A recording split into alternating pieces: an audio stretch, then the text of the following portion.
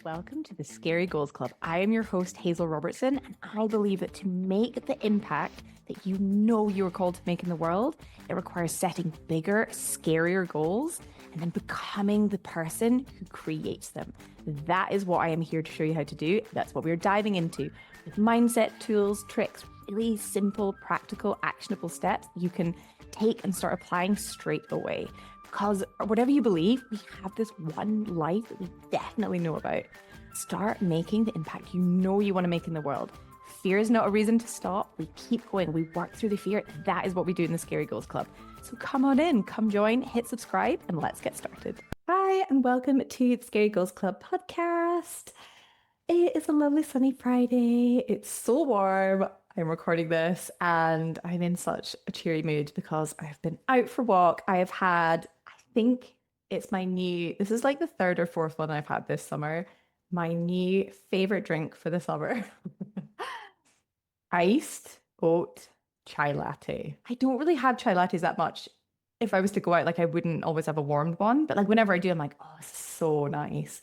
But I was just fancying something I didn't want water. I didn't want fizzy water. I didn't really want an iced coffee. It's I want something a bit sweeter, but cold because it's pretty warm here. And iced oats chai latte. I highly recommend if you can find somewhere that will do one. It's so good and it's so nice and warming and all the spices and oh, so good. New favorite drink. And I just had it's just so nice, being out for a little wander on the trails to this cute coffee shop cafe that's maybe a 10-15 minute walk from where I am, eating wild raspberries on the way. They're all coming out, especially the ones that's been in the sun, some big juicy ones, heading up. And I was going off to do some work and I forgot my laptop, but I did. So I literally got there and I was almost about to walk in. I was like, my bag feels really light. And I'd taken my laptop downstairs. I just hadn't actually put it in my bag.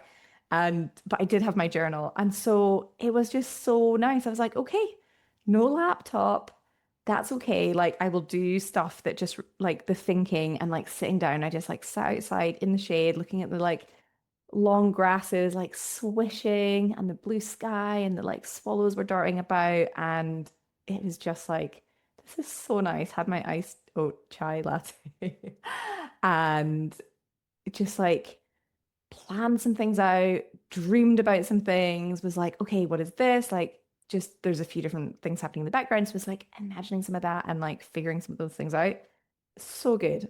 Highly recommend if you even just mixing up the workday a bit and getting out into a cafe. I do that anyway, but actually going out and having something, I haven't done this in a while, definitely a couple months where I've gone out, not with my laptop, just with a notebook to jot down ideas or map things out, or gone out for a walk.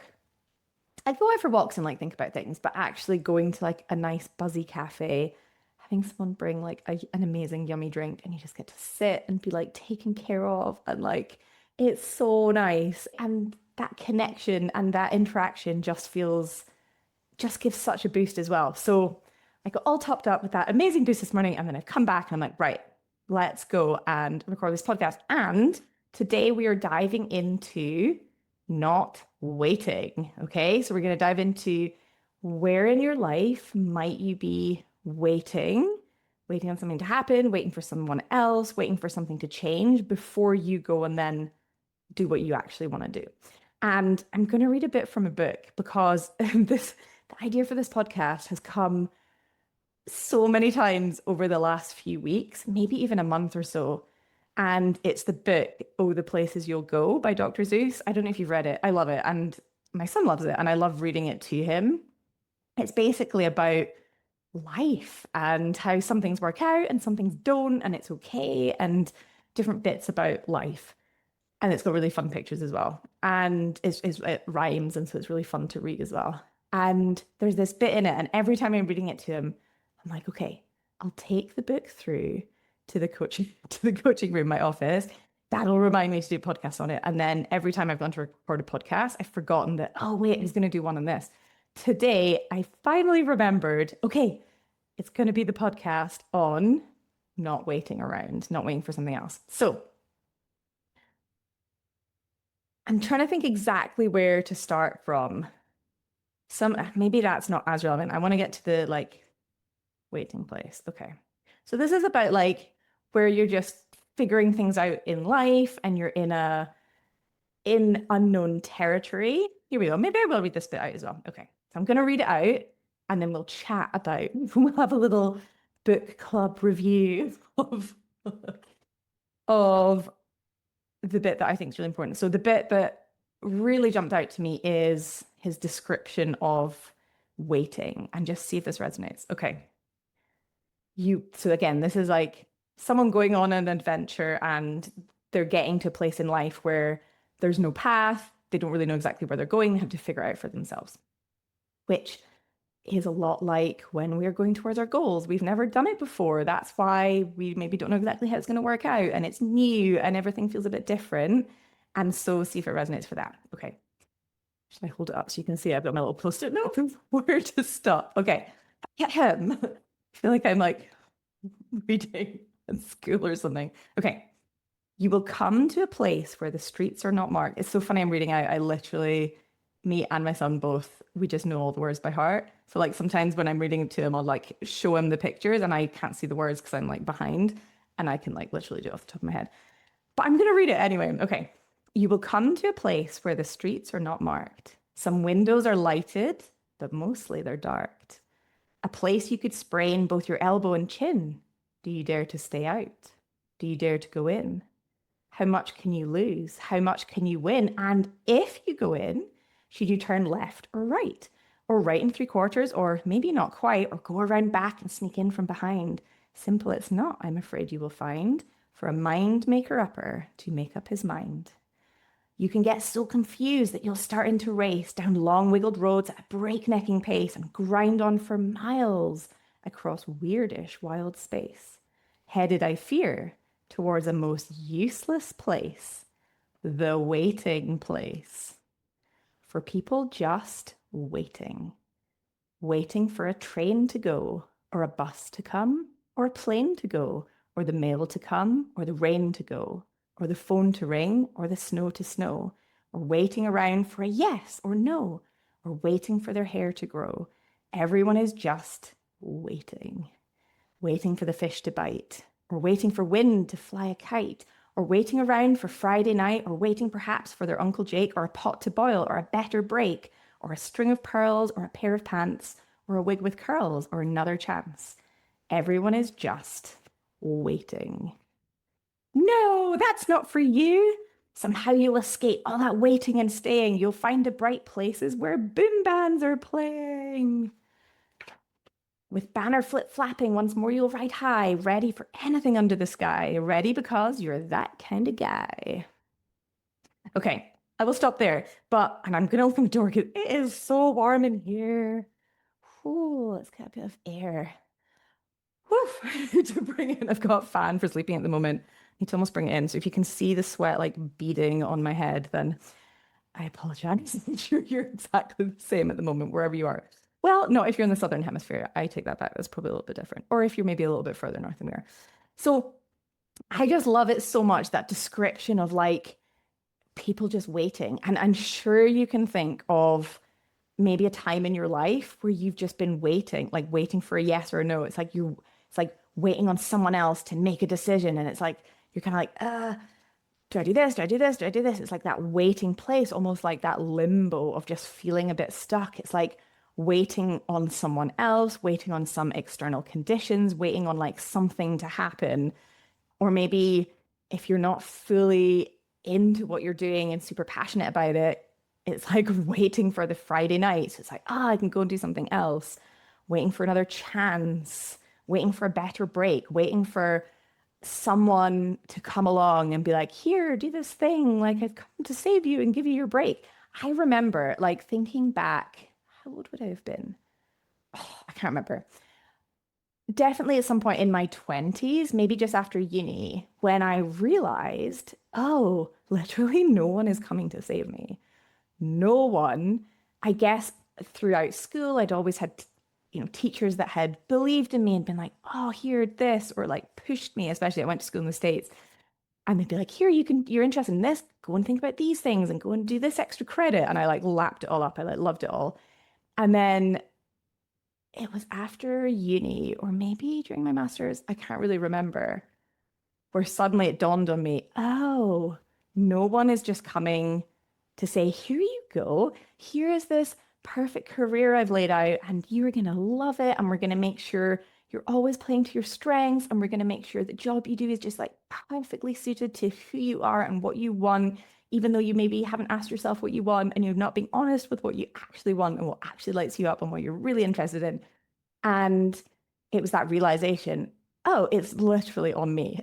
It's on me to decide what I want and then go and create that or make that happen.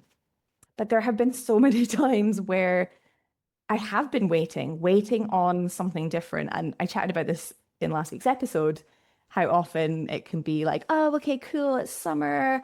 I'll start this other thing in September when like I'm back from holiday. And yeah, I'll just put off this thing I really want to do. I'm just going to put it off until September. Or maybe it's coming into Christmas. Like, I'm just going to wind down for the end of the year and just do whatever.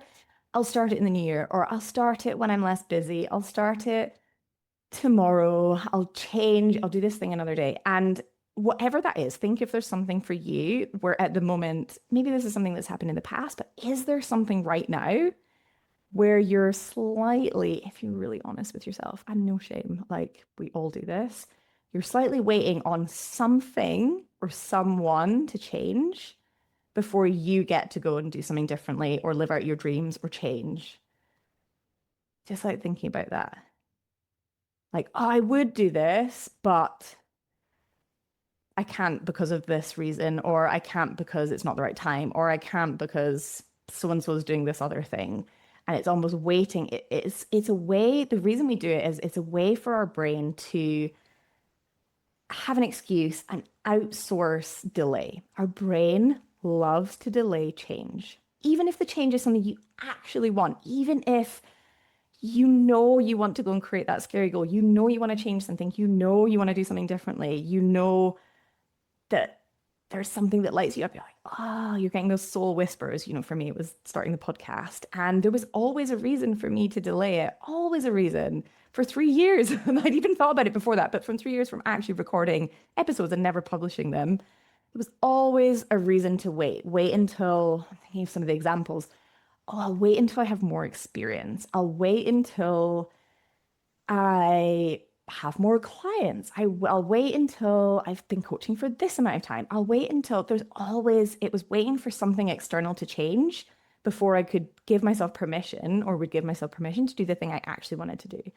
And where in your life are you waiting for something to change so that you think you might feel differently? Then you will go do the thing, live out your dreams, do the thing that you actually want to do. And I just want to offer, what if you noticed that, got awareness around it? Awareness is amazing because, and again, anytime you have awareness, anytime you're looking at something where you're maybe not quite living in the way you want, or you're maybe hiding a bit, or you're waiting, or you're giving someone else or something else control over what you think is possible for you and in what time frame, just doing it with so much love and compassion, with curiosity, like, oh, that is so interesting. Now I have this awareness, now I can change it. Not doing it with shame, not judging yourself, not beating yourself up, being like, oh, I can't believe I'm waiting around for this thing. And blah, blah, blah. It's like, that is going to just make you want to avoid it even more. But if you can do it with love and compassion, just say, interesting.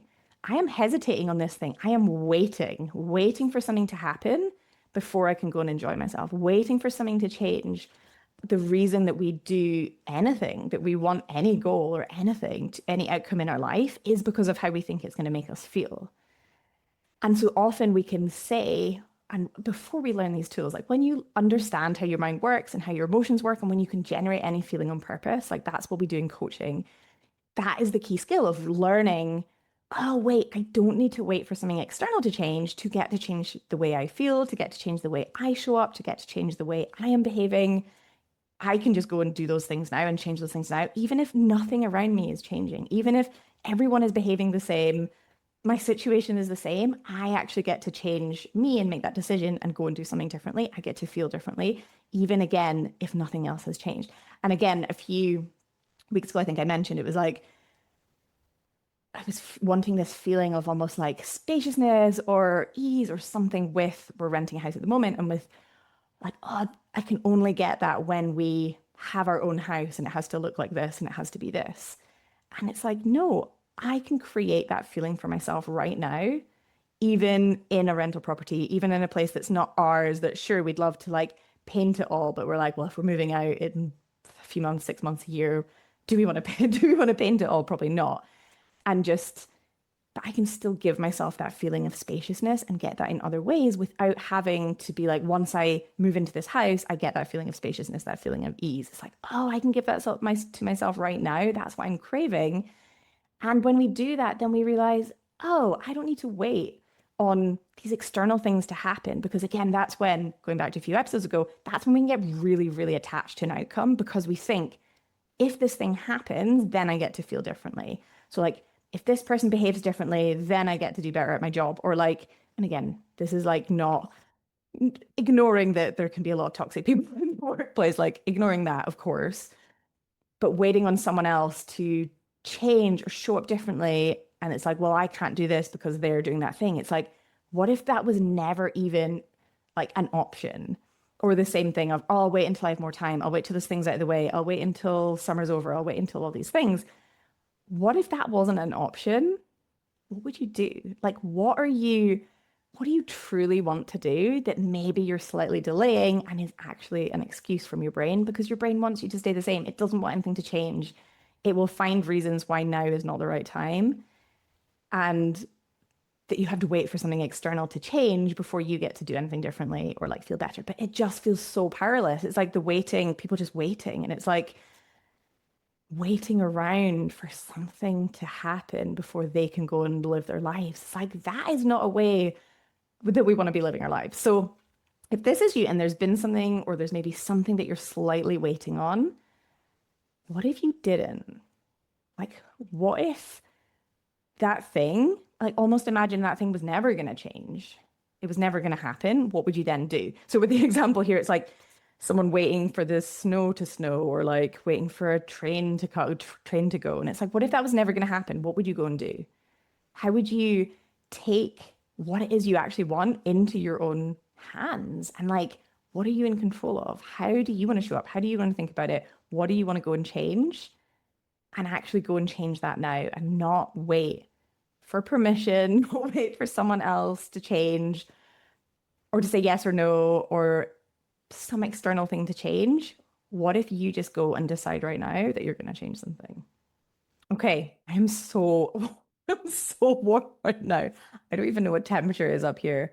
Probably not as hot as even in other parts of Scotland and the UK, but it feels really warm. Okay, the final thing I want to just leave you with is there's these amazing Louise Hay cards that I have, and they're so nice. Like at the start of each day, sometimes if I see them and I'm like, oh, I'm going to pick one, I'll go and just shuffle them and then just pick one that I'm kind of drawn to. And I just believe that it always has a message that I need to hear. And it's such an amazing way to just bring in other inspiration, other bits of wisdom. So today's one, I'm going to share it with you because it just resonates a lot with things that are happening with me at the moment, where there's a lot of like change and growth and things shifting. And it just feels amazing, but also can feel like a bit like, oh, unsettling. And there's uncertainty as well. Today's one is I am flexible and flowing. I am flexible and flowing. How good is that? And then it says on the back, I am open to the new and changing. Every moment presents a wonderful new opportunity to become more of who I am. I flow with life easily and effortlessly. And I just love that of like the flexibility, the flow of like life is always changing. It's ebbing and flowing. And rather than feeling like it's this scary thing and resisting and forcing and trying to cling on and control and play small and stay where we are, it's like opening ourselves up to just the natural flow and the ebb and flow and the rhythms of life and nature that is always cyclical, it's always changing. And us as humans, we have this insatiable desire to understand more about ourselves and the world and to learn more and to challenge ourselves and to realize what we are actually capable of, which is always so much more than we give ourselves credit for and so much more than our scared brain wants to help us realize. And so just by it's like flexible and flowing, it's like opening up to the change and just seeing it as like things are changing and it's this like opportunity to become more of who you are. Like, what if that's true? What if when things are changing and things are uncertain and things are moving and shifting in your life, this is a chance to become more of who you are and lean into that. Like the change, it's like, I imagine it almost this like swirling river or like a cloud, like a fluffy cloud, like carrying you along. And you can force and struggle against it, or you can just like, I guess with the stream analogy, the river, it's like, oh, you can just literally lie back, float, close your eyes, and just be like taken downstream, flowing with the current, and just like going with the flow, enjoying it, and just becoming more of who you are and knowing that these changes are taking you where you want to be going. And that is amazing things. And sometimes it requires letting go of things that have been amazing, but they're not fully aligned. They're not fully where you're actually going. And it can feel hard because there's a grieving process with things that are familiar. Even if we don't ultimately want them, they're not ultimately coming where we want to go. There's still a grieving process and a letting go. And like when we can just let go and kind of shed these things, whether it's old beliefs, old ways of being, people, relationships, places, careers, jobs, habits, like whatever they are, like old ways of being and like connections we've had and our environments in the world, when we can like let those go and just like surrender to where we're going and trust that if we stay open and we stay true to our values and reminding ourselves of like who we are and what's important to us and just keep following what lights us up and just leaning into that, like we're going to be guided somewhere that is ultimately where we want to go. And even if it feels a bit scary, even if it's uncertain, just trusting that we are always going to be taken care of and always going to be okay. And the more that we can just like release and surrender and be flexible and flowing, the more like we're just going to enjoy the journey and the process. So I want to leave that with you. And if there's something that you're waiting around on, what if you just let that go as well? What if it was like almost never going to happen? How would you live your life? Or what if it was guaranteed? How would you live your life? Like you can play with those things as well. Okay. I hope you have an amazing rest of the day and an amazing week ahead. And I will see you next time. Bye. Hey, thanks so much for listening. If this was helpful, please hit subscribe and leave a review. This helps get this work in the hands of more purposeful people. That is, more people creating bigger, scarier goals, making an even bigger impact in the world. And if you want to take this work deeper and work with me directly, head to the show notes and I've got all of the information there. If you've got any questions or if there's anything you're like, ooh, I'd love you to talk about that on the pod, please just get in touch. I love hearing from you guys. And I'll see you next time in the Scary Goals Club.